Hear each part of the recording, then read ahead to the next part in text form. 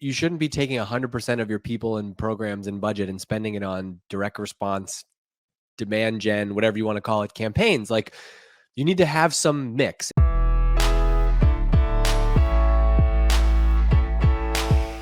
Dilemma says, how do you influence more budget for brand experiences? I think at the later stages, that just becomes more of your marketing mix. And so you're measuring it a little bit differently. And so you're going to have more of that budget. I think in the earlier days, I didn't get the free pass to go spend $4,000 on the billboard while we're missing the number. And so I think the more you can focus on the revenue plan, and it's hard because it's kind of chicken and the egg thing, but at least in my experience, Kyle, it's been like deliver on the goals and you have more leeway to do fun stuff. Like, I'm sure you're not sending out like board games, but missing your pipeline number. Right? Revenue gets you a seat at the table. Now, the caveat is it really depends on your business model, whether you're enterprise, product led, high velocity, SMB, that type of stuff. But for us, one thing that helped us free up budget for brand, and it was brilliant on Leslie CFO's part, is that we reported one number to the board,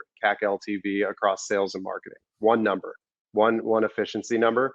And it did not matter what we did underneath it, as long as we hit revenue and we were efficient on that one number. So what I was able to do is say, out of the budget we have, let's take 30 to 40% of that spend and put it towards brand. So that allowed us to do blow events out of the water. It allowed us to do, I mentioned the book, The Golden Llama, the board game, because it allowed my team to not worry about whether there's going to be an ROI. When your creative team is not worrying about ROI, they are way more creative and the experience is better. But for Leslie's standpoint, we had the ability to like flex a little bit there.